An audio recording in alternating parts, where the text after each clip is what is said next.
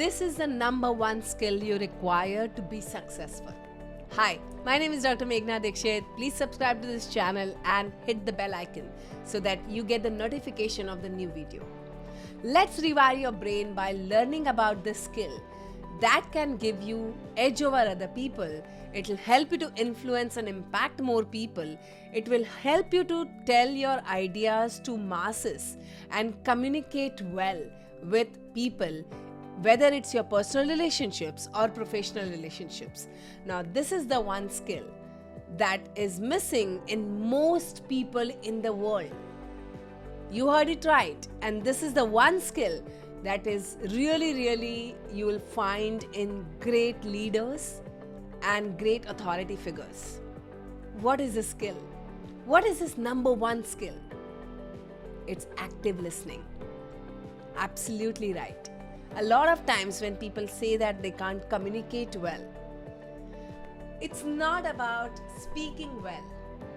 Most of your communication is about listening well. Communication is a two-way process. Most people want to learn how to speak well, but very rarely people ask this question, how to listen well. We just take this skill so granted.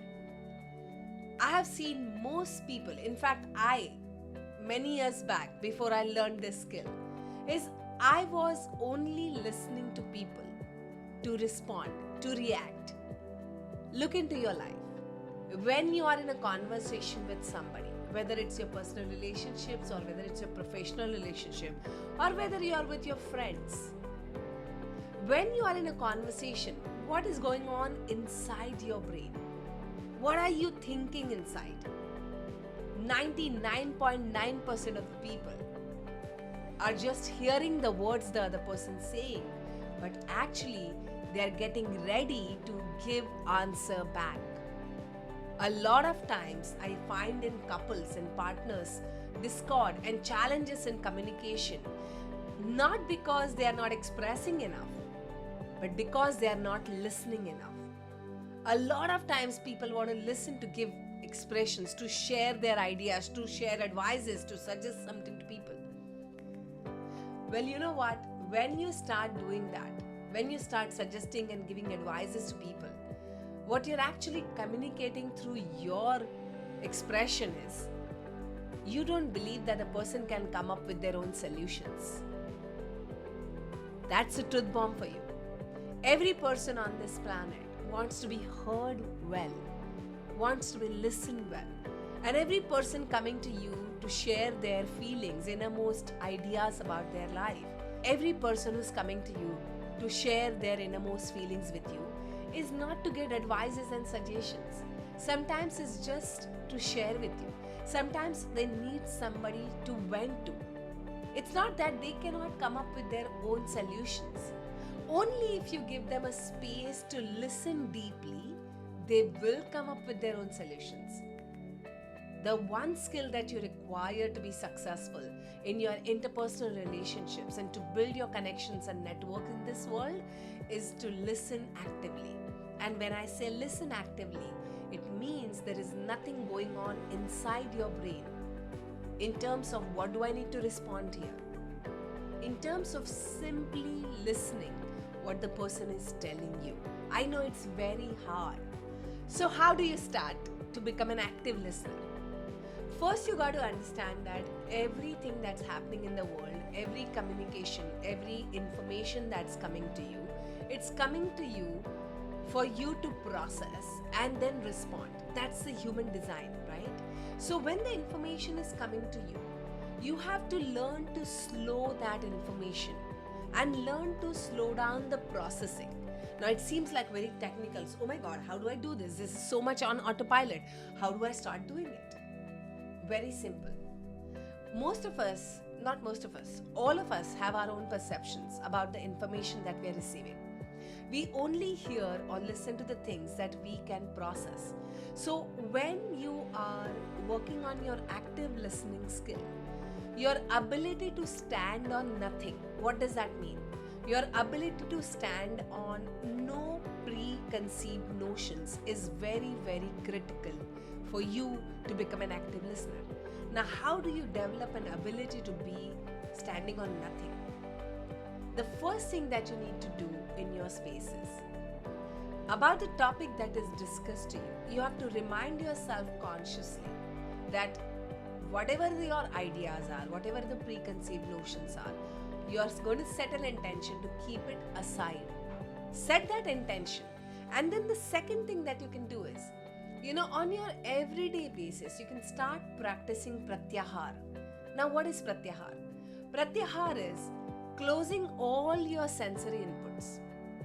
Possibly sit for 5 minutes in an isolated room where there is no distraction, no mobile phones, no people, no inputs from outside, no visual, no audio inputs. Don't even lit a candle or listen to music. Nothing to go into your 5 senses. The more you stop indulging into the 5 sensory inputs, the more you will start becoming detached to the conversation or the communication that's going on inside you. The biggest ability that you will start developing is listening to yourself first. When you start listening to yourself without any judgment is the point where you will start listening to other people without any judgment. Starting to practice pratyahar 5 minutes to begin with and then slowly increasing the time will actually give you the ability to be able to be in a moment and detach from external noise. And that will come very much handy in active listening. The third thing that you can practice is any time of the day, whenever you're free, you can just sit in a place and close your eyes and focus on the sounds that are coming from far, far away. You can start with a fan sound or a AC sound and then slowly take it further away, outside the window. Let it go further and further away and try to listen to a sound that's coming from really far away. Now, ancient sages had this ability developed so beautifully, and as a reason when you read the Indian scriptures, you see that the sages used to see from far. The sages used to have the ability to listen to the sounds that were coming from far and beyond. That's exactly you're developing in yourself. It's becoming superhuman. Starting to develop these abilities will actually help you to expand yourself and your ability to listen to not just the verbal communication, but also the non-verbal communication. You heard it right. What happens in most people? Most of the times, what people are talking through their mouth is only, the research says that it's only 3%. 97% of your conversation happens non-verbal and in silence. A lot of times I have seen in therapies when people come and talk to me, it's not what they talk that gives me the insights of their inner self or their psychology or what's happening in their space. It's the gaps, it's the silences between the words that gives me the ability to identify their psychology, what may have happened in their past, what may have gone wrong in their past that has brought them here in this state. It's the non-verbal. A lot of time the tonality of the voice, a lot of times the posture, a lot of times the micro muscle movement on their face and their hand gestures speaks a lot than what they actually speak. Practicing to understand this is very, very critical. Now, when you start practicing active listening, I want to give you some steps to follow. Now remember, it's not about making somebody uncomfortable. So to begin with, I want you to understand this. When you're practicing active listening, I want you to start with one person whom you can be open with and whom you can share this idea that I'm practicing this active listening and I'm doing certain steps here. So please give me a permission to do so. And any time in between, if you feel uncomfortable, please let me know that. And that is your starting point. Don't just go around and do it if you're not comfortable doing it. The first step that you need to do is keep every distraction away. Just stay focused on the speaker, whoever is talking to you. The first step for active listening is keep every distraction away. Face the speaker and focus fully on them. Make sure that you have an eye contact with them. When you have an eye contact with a person, it gives the other person impression that you're truly interested in them. You're truly curious about their life. And that curiosity is very important for active listening. The more you develop this curiosity about the other person, the better your listening skills will be. Second thing that I want you to do that is develop empathy. No judgment, being empathetic is very, very important for active listening. Now, how do you develop empathy? Empathy would be very simple, that understanding that you may have your ideas about the topic that is discussed here, but those are your ideas. The person who's sharing whatever they are sharing with you is their life and it's their story. So for you to be non-judgmental and being empathetic is you to understand whatever they are sharing is their truth. And here you set a boundary for your truth. Whether you like it or no, whether you have an opinion or no, you don't dispense it. You make sure that you sit back and you simply focus on what they are saying. The third thing that I want you to practice is looking at the non-verbal cues, the body language, the sighs, the silences, what's going on in this person's space when they are speaking, the tonality, where the emotions go and vary, what exactly are they, what are the undercurrents in their emotions when they are speaking their truth or their story. It's a practice, and that is something that I want you to focus on. Now, you may not master this immediately.